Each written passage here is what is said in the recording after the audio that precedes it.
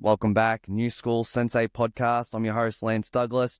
Ken, the pod track thing. I love this pod track thing, man. Loves the pod track. In also of Colby Allen. Topic today, we're talking about how do you win that local BJJ comp? So this is a very good topic for Ken and I because we've started entering some of our students and had much success. And to be honest, not going to lie, yeah, out of probably 10 students, maybe one student had a bit of success. He did it probably off his own back. Jake Mobbs, hashtag best white belt in the country. So he's now a blue belt. He's literally, Jake Mobbs is what? He'd be 6'7"? Yeah, that helps. He's literally the tallest guy at Twins Martial Art. What, he's like 19, 20? Yeah, he's about 20 now. That's the end of the podcast, isn't it? How to win a local comp. 2.7, mate. Mate, he can do one arm push-ups, one arm chin-ups, got a huge box jump. I'm sure he'd probably make any local footy team. Yeah, it'd just be way stronger and taller and more handsome than your opponent. You win, mate. But no, that's all we got. You win, Colby. The last comp, we had a batch of kids. We trained hard. You know, I've got them at orange belt. That was a big mistake. We got bashed. We got bashed by homeschool kids. Yep. That's it. The first thing we learned was that, because just for pure commercial reasons, I didn't have a grey belt because I just couldn't be stuck behind it. So our belts go.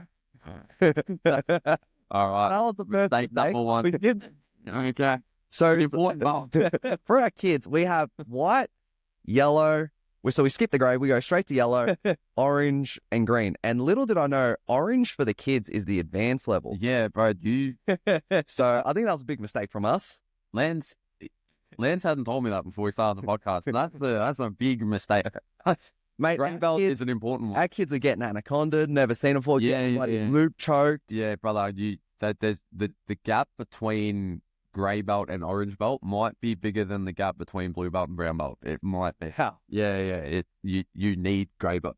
Whatever they're charging you, hey, blank check, get some grey belts in. We spent a long time thinking about how we can do better in the next comp. So we got a comp that's coming up this Sunday, and you won't believe it. I think we found the solution.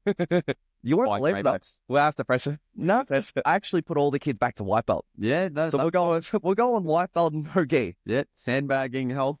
I think that's a legit strategy because in the gi, yes, they have an orange belt, but in no gi you can do whatever you want. That's my impression. Yeah. So they're all going back to white belt. Yeah, okay. Well, what are your thoughts, Colby? Yeah. Hopefully none of your kids are in my kids' divisions, but yeah, we'll see how we go. They're only training twice a week, unlike your guys are every day. Yeah, fair enough. Yeah, look, mate, no gi is a little bit of the Wild West. You know, you do you, get them a win, and then I'm looking for wins, mate. End of the year, we got to finish strong, or we could lose these guys. Well, look, if you balance it out, you know, if they're actually at a grey belt level, but you're skipping them to yellow, they're yellow in the gi, which is a level too high, but they're white in no gi, which is a level too low. We've kind of Goldilocks it there, right? Like, so we got a different belt system. Yeah, Lance, we have the gi belt and the no gi belts. I respect it. I respect it immensely. But dear God, man, get a grey belt. From next year, so much. Yeah, I won't be such a trope after the Budo.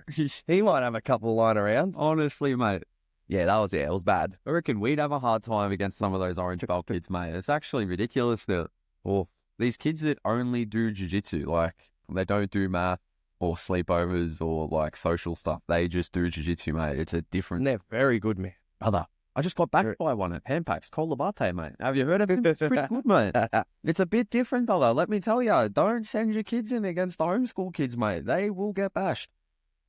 There you go. So, Cole, we got you in. Let's just go. We'll go through some different scenarios. Scenario number one, we got a batch of 14-year-olds. White belt, no gi. White belt, no gi. Grappling Industries. Okay.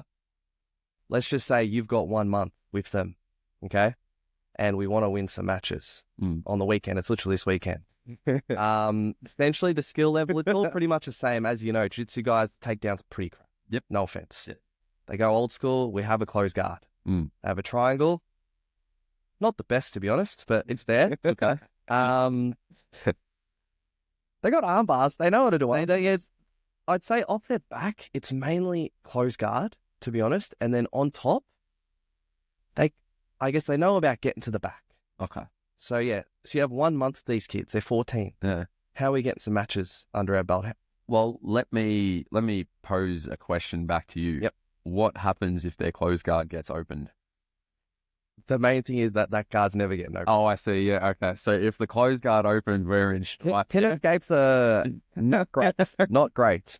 All right, so hear me out. We're on our back. We're in We've closed been guard. working a lot of closed guard, to be fair, because we saw Lance actually at the Pampaks. Like, the closed guard is back at Closed the guard. time Masters. Masters level. brown belt. Lance got done twice with the closed guard, whereas probably I haven't been in closed guard for a couple of years, I feel like. Yeah. But Masters, they were playing it, so we actually brought that back to our club. Mm. We've been working closed guard hard. The old boys do love some closed guard. They do love. It took me to get to black belt to play closed guard. I love it. Yeah, I don't mind a bit of closed guard myself. I'm only there briefly before I'm spinning on legs and stuff, but yeah. But we go back to the scenario. You got 1 month, 14-year-olds, no gi white belt. Yeah, so I think the key thing is they need to be confident that they can handle themselves when their guard opens if they're going to be able to attack from their closed guard, right? Like, the closed guard is super effective, but it's only as effective as your student is confident in handling it if it goes wrong, because otherwise they will just sit there and hold, which you can't do, right? So my number one thing in that scenario would be get these kids confident in their retention. When someone busts out of their closed guard and starts putting the pressure on them, what do you do? And that way, when they're in their closed guard and when they're in the position that, they feel safe, they feel confident that I can open up, I can go for my pendulum, I can shoot triangles, because if it goes wrong, I'll be all right. And you can actually, you can make some big gains on those skills in a month. But if they are not confident enough to open up their closed guard and actually attack the kid on top, you'll find that they sit there very static and they don't actually try to attack. And it's probably not. They can still win a match, can't they? Yeah, absolutely they can. And if they're able to keep the closed guard and they, can knock them over and score this, that, and the other, then, that's great. But you really want them to be quite aggressive from their closed guard. Like, you want the kid on top to be like, oh, this is scary. Okay. Right? Otherwise, like I always say to kids, you want the other kid to be more concerned about not getting swept, not getting armbarred, not getting attacked in any way than they are about actually passing your guard. So if you get them in closed guard and they're not, actively concerned about the threats you're posing, they're going to be attacking you, which we don't want. Yep. Right? Because we only have closed guard, right? So if you can get their closed guard to a point where your kid's not scared, they can just attack the whole time, then the other kid is scared. And I like that. That's a huge win. Yeah. So be aggressive from closed guard once you've got it. Yeah. And then we need to work on that retention if it gets open. Yeah, straight up. So just some basic strategies. Can they high pummel off an outside pass? Can they strip grips from a Toriander? What are their strategies to deal with a kid that's finally opened their closed guard after, 2 minutes of being stuck and they are coming for your lunch money, mate? Right? If they Coming for that credit card. then straight up, yeah, they might be. These kids are from Williamstown. Yeah, that's very true. They're coming for those RM Williams, you know what I mean? But if I have a kid that is not confident in his open guard retention, he's not going to be confident attacking from closed guard. So I think you've got to kind of funnel things into how confident are they attacking from this position will be inversely related to how confident they are from defending from when that particular attack goes wrong. Hopefully I've explained that. That makes sense. So should we be funneling everything into just working off their back, or should we also be we're in there for months, should we be trying any takedown strategies or on top strategies, or is it just let's just double down on what we've got? Well, look, so with our particular program, we have a lot of kids that will go for takedowns. We like that because it makes it harder in training. If they're just trying to win a comp, full guard, mate. 2 points for a takedown is not nearly enough. It's not rewarded enough in the scoring system to make the investment it takes into getting a kid good at taking other kids down worth it, right? A takedown should be at least 3 points and more if you land in a dominant pin, right? If you take someone down to side control, that should be a 4-point move, right? Yeah. But at the moment, it's the same as if I hip bump sweep you, which is rubbish. So purely just for making your kid win a comp, forget the takedowns. I know that hurts you boys. I know. Don't know me. But I know it hurts you, Lance. I know it hurts you, Lance, but it's just not rewarded in the scoring system. So if it's purely for competition, pull guard, get on the attack straight away. Is there a safe way to pull guard for a 14-year-old? Yeah, absolutely. So like for no-gi or for gi? No gi. We're only worried about no gi. Yeah, so I would just honestly like have them sit, like touch hands, sit, and then instantly come forward and attach the leg. If you sit, I thought you get a negative, or is it different in grapple? So you just have to be like maintaining that grip. So like, you know, we can touch hands. I can hold your wrist like this and just sit with it. Okay. Even though like that's not like a threat or a realistic grip or anything. In the rules, I can just do that, and then I can get on my attacks. And then essentially, the kid standing will probably try to pass. Eventually, he'll go to his knees, and we'll pull and close go. Yeah. And I mean, it's actually, it's not going to be too intricate or white belt. What's actually interesting, it's easier to teach kids takedowns from guard than it is from standing, which I don't know if that's reflected in your practice as well. Yeah, we've actually been starting that, yeah. Yeah. So like wrestling up. It's actually not that bad of a strategy to have them sit, and then if the kid is a bit sloppy with his footwork in like entering range, up on the blast double, mate. Because, I mean, I don't know about you, but I find it difficult to teach teenage boys how to level change. Like, to really sit down on their knee, you know what I mean? The flexibility ain't what it used to be. It ain't what it used to be. So that could be another strategy. Yeah. Play seated and just blast double. Yeah, straight up. Where are you putting the head? Just anywhere? Straight up on mate. Have you seen that line? Yeah, straight up. I should say on the center line. No, like, that's edited out. Yeah. Anyway, so like, if the kid can't do standing guillotine, so you're all good. Yeah, can't do standing guillotine. But you can do guillotines from the ground. It's a silly rule. Anyway. Well, they'd have to pull a close guard. Yeah. So, anyway, if we could sit here and do an entire podcast about the annoyance of kids' jiu-jitsu rules, but I think if you're in no-gi, just get a little grip, sit down on it. It's grappling industry, so the ref's probably not even looking at your match. You can. It's probably a couple of our guys refing, yeah? Yeah, straight up. A couple of the AT guys. 100%. Like, yeah, I think they can just sit down. If the kid, approaches you square, up on the blast double, and if they drop down, then beautiful. You're into your closed guard. You're into your attacks. Have a crack, mate. Beautiful. I love that. That's pretty good for us, eh, Lance? Done. You want to do scenario 2? We'll do scenario 2. So let's say you've got 21-year-old white belt. All he's got is a half guard. Loves doing snaps. Doesn't like shooting though. He loves snap down and like a throw by. Okay. But it's his first comp as well. And he's a bit lighter, probably about 60 kilos. He's not too athletic. Yeah, I guess so, yeah. He's got a bit of mongrel on him. Okay. Sounds like he should be a guard puller. So again, it comes down like if he's, if he just loves playing that old school tight waist with the scoop half guard. Yeah, okay. Does that work, you reckon, a white belt in the comps? Yeah. Look, white belt is not about who does the best jiu-jitsu. It's about who makes the most critical mistakes. Like, you don't really win white belt matches, just one person loses them. Yeah. Does that make sense? Like, that's a good one, yeah. It's not realistically about like one white belt going out there and defeating another white belt with a clean display of jiu-jitsu technique. It's about both of these guys are going to make an epic amount of mistakes and stuff up, half the moves they do. And then one of them is going to make slightly less mistakes or the less critical mistake. And then he's going to get his hand raised and make an Instagram post at the end of the day. That's kind of how it goes at white belt. It starts to change as you go up the belt levels. But for that first match, particularly at a local level, a week before Christmas, it's mostly going to be like, your average Joe Blow and, maybe they train 2 or 3 times a week. They're just having a crack, White belts are scrappy though. Yeah, 100%. Bramble City. Yeah, 100%. It's, bro, the single, see, this is a critical thing. This is going in a slightly different direction, but we've got jiu-jitsu all wrong in making it mainstream. It's not about like technical displays of black belt skills, mate. What you want to do is get the white belt heavyweight division. You put them in a ring that's maybe like 3 by 3 meters, not very much space at all.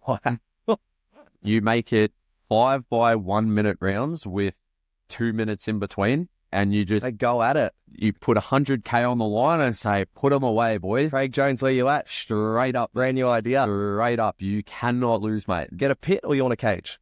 Oh, that's a top A one. little pit. It's always like a fan pit. Yeah.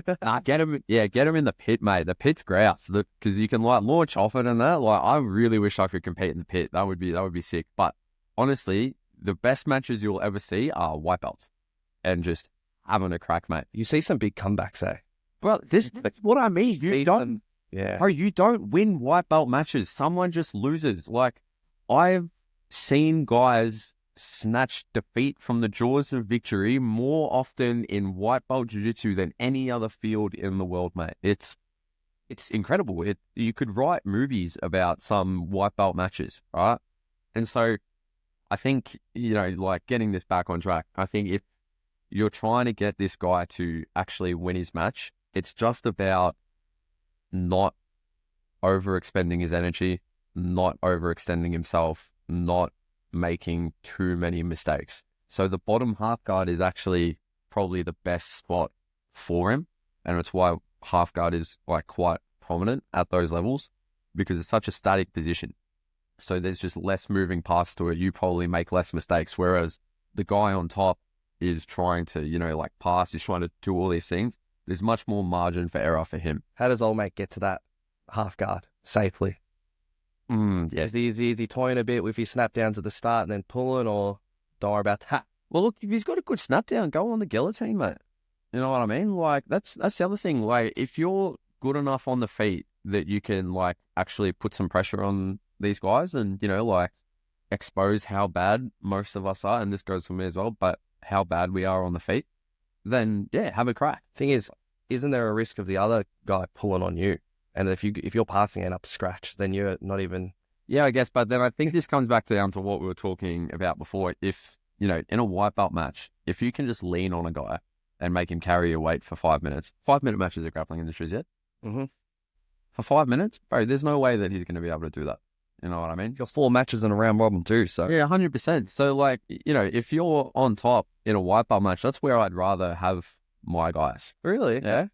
Because, like... I guess less mistakes, you're on top. Yeah, and it's just like, as long as they're not going crazy, like they're not, like a super, like, erratic person on top, and you just getting them to, like, lean their weight on it, make the other person bench press them off, happy days, mate. They're going to gas. Granted, your guy is also going to gas at some point because all white belts gas, but they're probably going to gas first, and then you've got opportunity to score. So, yeah, stay on the feet. If you see the opportunity, go for your snap down and get on the guillotine, then happy days. But, yeah, if he ends up on top, then we're pretty happy with that too. Okay, I like it. That's pretty cool. There you go. Let's do another scenario. So maybe this you, Lance? Nah, definitely not me. So maybe you got a new black belt. It's a bit weathered.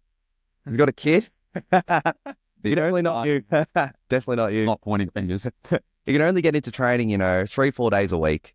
Stepping into that black belt division, you're versing Masters, yeah, Masters. Oh, Masters, yeah, okay. Masters 2, but it's a different type of animal at Masters 2, especially black belt. It's a new type of beast you see in the wilderness. You don't see them in the color belts, but at the black belt Masters level, they're just coming out of the woodwork. What strategy would you have that new black belt come in to win that Master 2 division? Let's say you got a gun to your head. You got 1 month. Jeez. 1 month gun to your head. Play that game. Again, I'll answer this with another question myself. Is our theoretical not Lance black belt on TRT or not? He's all natty. Oh, his score might be low, actually. That's a tough one. He wants a few more kids or something. Yeah, that's a tough one. And boys, let me tell you, there is more testosterone in the over 30 division than there is in the adults, mate. It's unbelievable. Some of these guys are walking out there with 8 packs, like ripping the gi off, this, that, and that. Look, if you're in Master, it's 5-minute matches, right? 5 minutes, yep. Yeah, mate, you got to get to where you're going pretty quick. Like, if you let these guys, like, the thing is with old guys, and like, you've probably, experienced this yourself, they've all got their little tricks, mate. They might not be the best, but every bloke who makes it to black belt, by 35, 36, whatever Masters 2 is, 33, right? 35.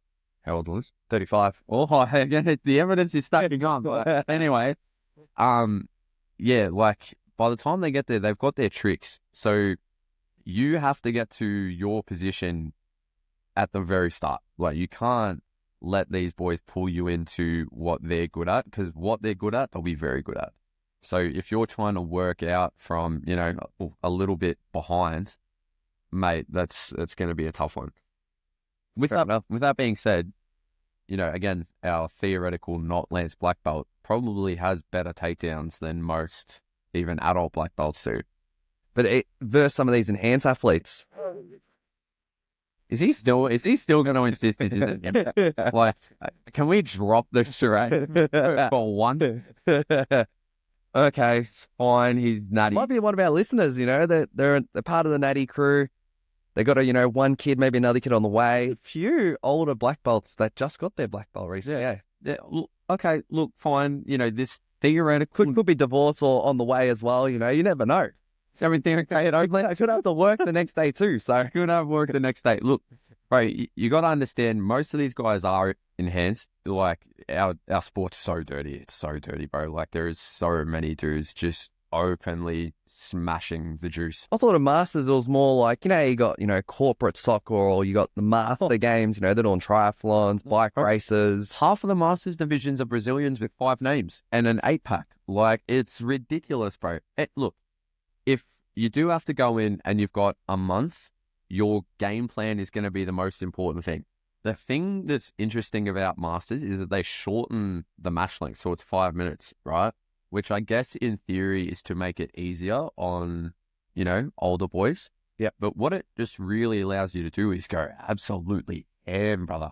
Like, especially if you do have a bit of TRT in you, you can go pretty hard for 5 minutes. You know what I mean? Like, even at, you know, 35, you probably got a good 5 minutes in you, right? I hope so. Yeah. So, like, bro, if you get into a battle with these guys where they're putting it on you, they're coming for you. They are coming for your lunch money for 5 minutes. You know what I mean? So at the very start, whether you're pulling or you're going for your takedowns, you better be pretty sure that you can get that match to where you want it, because otherwise you're having a scrap, mate. The scraps in Masters are sometimes even more hectic than the adults division, mate. Like, it's unbelievable, because in adults division black belt, you got 10 minutes. So, like, 10 minutes is a lot. Right, so you have to manage your pace, and like both of you, well, I've been in matches before where like both me and the other guy have sort of had that like silent understanding where Relax a bit. Let's just get a few deep ones in here, brother, and then like we'll get back to it. You know, there's none of that in Masters Division, bro. 5 minutes, they're coming for you, bro. So Lance, sorry, our theoretical 35-year-old black belt, get to where you want to be pretty early, mate.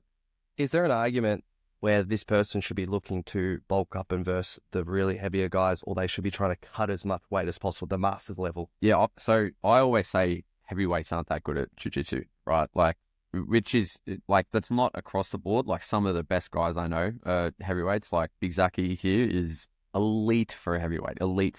Half guard passing is pretty good. Exceptional. Like, he does so well. Half guard bottom's pretty good. Yeah, exactly. Unfortunately, he keeps ending up against Augusto, who's also a very, very good, very good grappler in the heavyweight division. But for the most part, heavyweights don't have that great jiu-jitsu, right?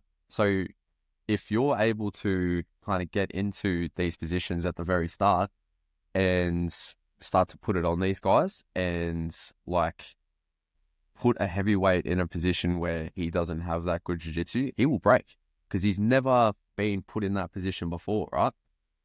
It's different with some different guys. And Nanoson's just come in and given me the side. I'm getting bashed at Masters today. But yeah, like, if I think that heavyweight division is probably like the easiest path to victory in like in a lot of these matches. So a month, this person should just be smashing cheeseburgers, you know. Well, what's he start? Like, what do you weigh, Lance? Sorry. Theoretical 35-year-old black belt. What does he weigh? He's at about 83, but he's got a bit of body fat on him. Can definitely move down. Yeah. Could definitely move up too. I'd say. Well, here's the thing. You don't want to end up in like the 99 division, because 99 kilos, you're big, but you still got some athleticism on you. So if you're going to go, we go, supersize me, mate. Like, we want to be in the 100 plus division. You know what I mean? We'll be giving up 30, 40 kegs. But those boys have got like... Give it up 30, 40 years of my life. Yeah, straight up, right? See, you just admitted it. It's him. I like it. He slipped up. So yeah, I would say, yeah, if you can get up into the heavyweight division, then happy days. But yeah, look, if we're dealing with you at 85 kegs, you're gonna have some boys that are pretty athletic still at 35, mate. So yeah, you got to shut them down, get to where you want to be, and get going pretty quick. Is there another way that you could potentially even attack the legs at the Masters? Because they probably tap a lot quicker than the average guys bursting. So you can't do heel hooks and you can't reap in Masters, which is going to make it tough. You do a false reap? No. So the false reap is a tough one because, like, we're getting it, like, this is not interesting at all. But once you land in the saddle, you've got that hand close to the foot, over the foot, which is technically a DQ. So you can't actually really do that. You really got to dot your I's. And yeah. Like, especially Masters, you're probably versing the guys. Like essentially the ref is probably his brother. Yeah, exactly. Being real. This, especially a Masters. This is not a decision too at Pampacks. Exactly. Like this content is not very interesting for a podcast, but you have to really game the rules in the Masters division. So if you're going to be doing it, I'd be going like butterfly ashi into the ankle lock and... Aokis, or they're not allowed to Can't do Aokis either because it's rotational. I mean, an Aoki is basically a heel hook with a different grip. Will a weathered 35 to 40-year-old black belt tap to a straight foot? Oh, yeah, mate. If you put it on him, yeah, absolutely. Well, you got to make him think you're taking it home with you. You know what I mean? Like, he can't drive home. Yeah, straight up. Like his wife, get an Uber. Yeah. His wife and kids are there. You got to make him convinced that you're taking daddy's leg home with you. You know what I mean? Probably willing to take a couple pops though. You reckon? Yeah, but see, this is the thing. You're not just trying to pop the ankle. You're trying to break the foot. You know what I mean? Like, you're doing it proper. Yeah. When you're doing it proper and you're doing it with intent, like, yeah, you're trying to, like... We're going to get you in for an ankle lock seminar. Hey, yeah, that would be fun. I remember back in the day, like, people would eat foot locks every single day. Like, even me, like, my defense was to relax my foot, just eat it, and I could take it. Yeah. Then, probably end of last year, I actually had my foot popped. Yeah. So now I'm defending them proper. Yeah, now... So something's changed. Back when... Bro, I got taught ankle locks with the, like the blade on the Achilles, and it's just like a pain compliance thing. Dean Lister, yeah, he's got that little... Yeah, bro, it's not it. Like, you're actively looking to break the foot and snap that ATFL. Like, you are trying to do damage to a guy. You know what I mean? How do you do that without doing like with just a straight foot lock? You need to get a bit of heel on that, wouldn't you? Yeah, so, well, I mean, you pinch it up into the shoulder, close the elbow, so you introduce like a little bit of like inversions. But this is not interesting at all for a podcast, but anyway, so you invert the foot a little bit, and then it's very similar to a guillotine. Like, you're using your armpit and like your lat to drop down on the toes as you go through, and then you extend your body through it. So it actually takes that sort of like, that top surface of the foot and just drives force all the way through it. And might have to get a little video damage. We might have to do a little video helping out the Masters black belts. Yeah, start a new meta. Yeah, go for it, mate. And look, half of these guys have probably had their foot pop a million times anyway. So like, it'll go like glass, mate. You know what I mean? You just like touch it wrong and it'll go. With that being said, I did see. So you boys know Strat from M98, like one of the OG black belts. He had his foot taped up a bit, didn't he? He did. But brother, he got a guy on a knee bar at Pampacks, right? A Brazilian guy. I'm not sure what the guy's name was. I'm sorry, I don't mean any disrespect, but Strat got this guy on a knee bar, right? And was putting it on. And I was cornering him for this match, and I was giving him all the advice in the world. Looked at how to finish it, this, that, and the other. This guy's knee was bending on an angle, right? And I'd literally run out of mechanics. I literally called out to Strat. He might not have an ACL. Like, he might have already done his knee and is just willing to eat this thing. It might be versing people that have no ACL. Well, so that happened, and then Strat let it go, and because they got reset, the guy stood up and his knee buckled. Like, this dude was just like, I want that $5 medal. You know what I mean? Like, Masters, bro, it's a different animal. Gonna cop some arthritis on the way home too. Brother, these guys are coming for your lunch money, Lance. Sorry, not Lance. Again, it's like theoretical. So at Masters, you would favour a straight foot lock over a knee bar and a toe hold? Definitely over a toe hold. Knee bar, knee bar I'd still prefer, because like most guys are going to tap to a knee bar. It was just, I thought that was a funny story. How about that Masters guy you versus Lance Brownbell? He knee barred everyone. Oh, yeah. Like, Dan Brown. Give him a shout out. Dan Brown. He actually he knee barred everyone at Brown, and then he went to black. He actually straight ankle locked 3 out of 4. Even straight ankle locked Tomei. Oh, very good. So, We'll edit that part out for Tomo though, yeah. was that a Masters or a Dalton? That was Masters. Master 1. He might be the guy who... Yeah, hey, honestly, bro, the legs are still, most of these guys who are 35 now probably came up through jiu-jitsu without learning the legs. So that might be your play, mate. Get on the And they're in Masters because they're hiding something. Yeah. If they're actually, no offense, if they've been studying, they probably go back down to Dalton. Yeah. The waters, yeah. They're hiding something, eh? Fair enough. Fair enough. Again, we have to stop saying this to Lance. This isn't about Lance. Come on.